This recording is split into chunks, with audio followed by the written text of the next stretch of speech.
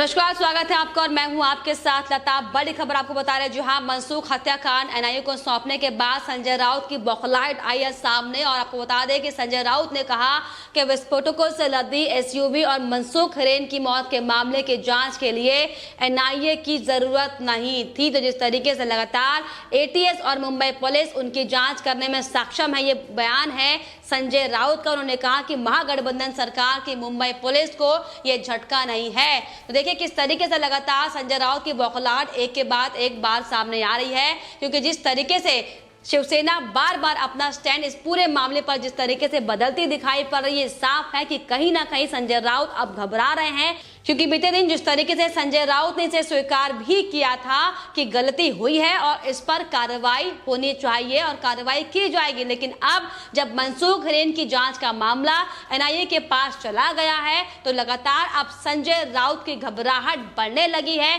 क्योंकि जो पहले मनसूख हिरेन की मौत को आत्महत्या करार दे रहे थे और इस पूरे मामले में एविडेंस को खत्म करने की लगातार कोशिशें की जा रही थी, लेकिन अब जब एक के बाद एक अहम खुलासे इस पूरे प्रकरण को लेकर होते दिखाई पड़ रहे हैं तो लगातार अब शिवसेना बौखलाए हुए दिखाई पड़ रही है, जिससे ये साफ जाहिर होता है कि दाल में कुछ काला नहीं बल्कि पूरी दाल ही काली है। और अब ये सवाल खड़े हो रहे हैं कि आखिर किसको बचाना चाहते हैं संजय राउत और क्यों सच से डरते हुए दिखाई पड़ रहे हैं संजय राउत, क्योंकि जैसे जैसे पूरे मामले में नई नई कड़ियां दिख रही हैं हर दिन जुड़ती हुई और एनआईए जिस तरीके से नतीजे के और करीब आते दिखाई पड़ रही है, तो वैसे में शिवसेना की धड़कनें लगातार आखिर क्यों बढ़ी हुई हैं, ये तमाम सवाल बार बार अब सबके सामने आ रहे हैं। क्योंकि जिस तरीके से इस पूरे मामले को लेकर देखिए कैसे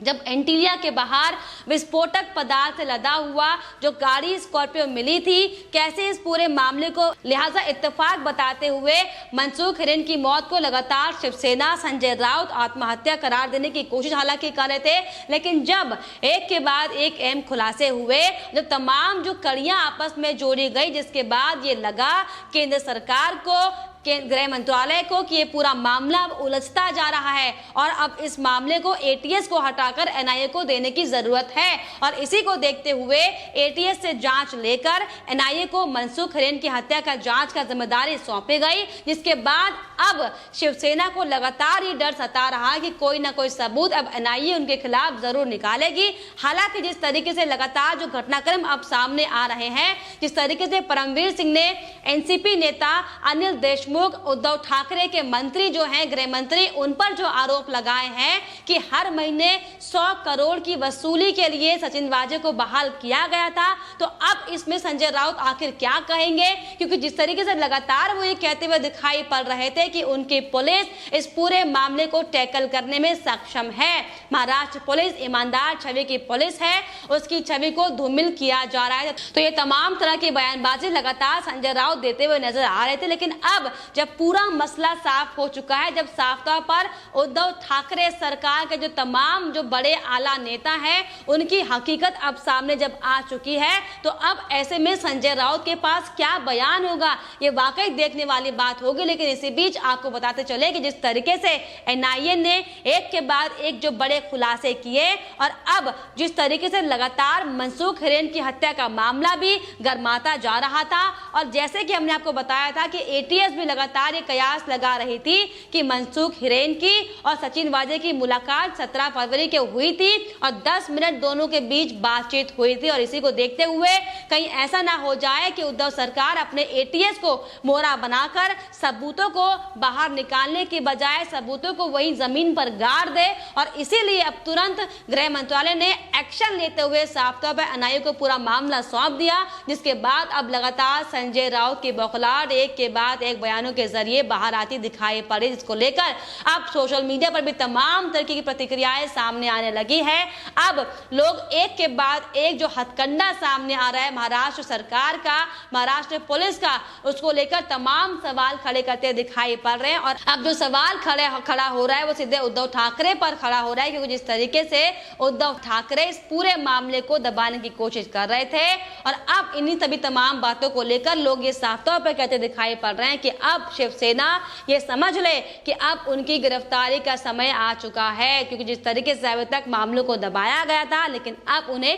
गिरफ्तार होना पड़ेगा। अनिल देशमुख ने सचिन वाजे को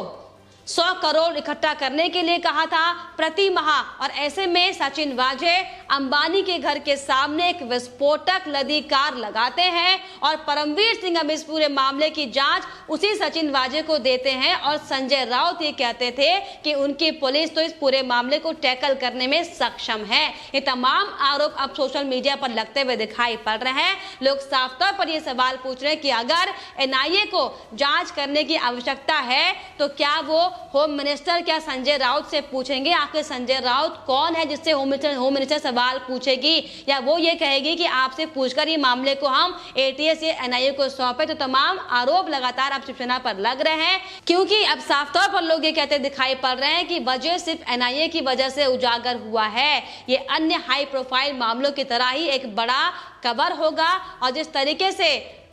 ये मत भूलिए कि सचिन वाजे अपने निलंबन के समय पर शिवसेना के सदस्य थे, तो ये तमाम आरोप जिस तरीके से तमाम जो एंगल अब एक के बाद एक सामने आ रहे हैं, जो जिस तरीके से हमने देखा था कि सचिन वाजे का जो प्रोफाइल रहा है वो 2004 में निलंबित कर दिए गए थे और 16 साल तक सस्पेंड रहे थे। हालांकि 2008 में उन्होंने शिवसेना ज्वाइन की थी, शिवसेना के वो कार्यकर्ता थे, और जिसके बाद लगातार देवेंद्र फडणवीस भी ये कहते हुए दिखाई पड़े थे कि 2018 में लगातार उद्धव ठाकरे फडणवीस सरकार से ये गुजारिश कर रहे थे कि सचिन वाजे की बहाली की जाए, लेकिन साफ तौर पर फडणवीस ने कहा कि मैंने उस दौरान इनकार कर दिया था। लेकिन जब 2020 में जैसे ही महाराष्ट्र सरकार में उद्धव ठाकरे की सरकार आई, शिवसेना की सरकार आई, हालांकि गठबंधन से आई, तो उसके बाद कैसे सचिन वाजे की बहाली की गई और उसके बाद कैसे एक के बाद एक जो वसूली के मामले लगातार सामने आए, फिर चाहे वो फर्जी केस टीआरपी का मामला हो अर्नब गोस्वामी के खिलाफ, फिर चाहे वो तमाम वो अन्य मामले हो जिसमें लगातार महाराष्ट्र सरकार अपनी महाराष्ट्र की पुलिस से लगातार वसूली करवा रही थी। तो साफ तौर पर अब जो तस्वीर पूरी क्लियर हो चुकी है, लेकिन अभी भी संजय राउत इसको लेकर शायद ये मानने को राजी नहीं होंगे कि आप ही के गुट के नेता, आप ही के गुट के साथी, और हो सकता है कि अब बहुत जल्द आपका भी नाम सामने आए, क्योंकि अब लोग तमाम तरह की बातें आपको लेकर भी करते हुए दिखाई पड़ रहे हैं कि क्यों आखिर आप महाराष्ट्र पुलिस को बचाने की कोशिश लगातार कर रहे थे। क्योंकि अब जिस तरीके से सचिन वाजे का नाम सामने आया, परमवीर सिंह ने जो खुलासा किया, आखिर अब इस पर आप क्या बयान देंगे, ये वाकई देखने वाली बात होगी। लेकिन बड़ी बात यहाँ पर यह है कि जिस तरीके से एंटीलिया केस को लेकर जो अहम सुराग अब एनआईए के हाथ लग रहे हैं और जो अहम सबूत जो इस पूरे मामले पर निकल कर आ रहे हैं, ये साफ इशारा करते हैं कि ये पूरा मामला अनिल देशमुख, उद्धव ठाकरे, संजय राउत के निगरानी में हुआ था और सिर्फ अवैध वसूली करने के लिए ये पूरा मामला, पूरा षड्यंत्र रचा गया था।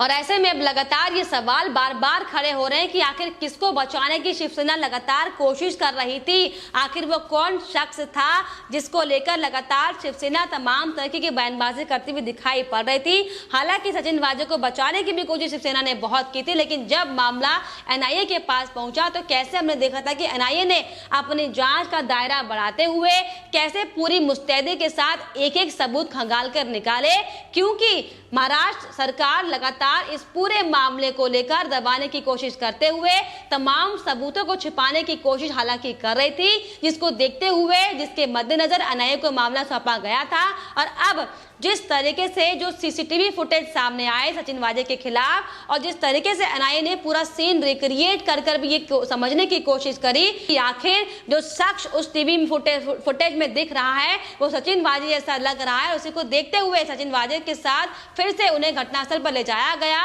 और फिर से दोबारा सीन रिक्रिएट किया गया था। उस पर भी साफ तौर पर साबित हो चला है कि सचिन वाजे ही वो शख्स था जिसने इस एंटीलिया केस में उसने उस गाड़ी में अंबानी के घर के बाहर विस्फोटक पदार्थ रखा था। और जिस तरीके से लगातार तमाम सबूत अब सामने आ रहे हैं, तमाम राजनेताओं के जो बयान सामने आ रहे हैं, ये साफ इशारा करता है कि ये पूरी तरीके से उद्धव सरकार की सोची समझी साजिश थी, जो कि अब पूरी तरीके से डगमगाने वाली है। क्योंकि महाविकास आघाड़ी की सरकार में किस तरीके से हमने देखा था कि एक के बाद एक तमाम आरोप हालांकि एक दूसरे के ऊपर लगते हुए दिखाई पड़ रहे थे, जिसको लेकर लगातार शरद पवार इस पूरे घटनाक्रम को लेकर वो उनसे नाराज चल रहे थे। तमाम तरीके के बयानों के बाद शरद पवार ये कहते हुए दिखाई पड़ रहे थे कि आखिर संजय राउत क्यों महाराष्ट्र की पुलिस का बचाव कर रहे हैं। ये दायरा एनआईए को सौंपा गया है और एनआईए जैसे भी जांच करेगी उस पर कार्रवाई की जाएगी। लेकिन लगातार बजाय इन बातों को समझने के संजय राउत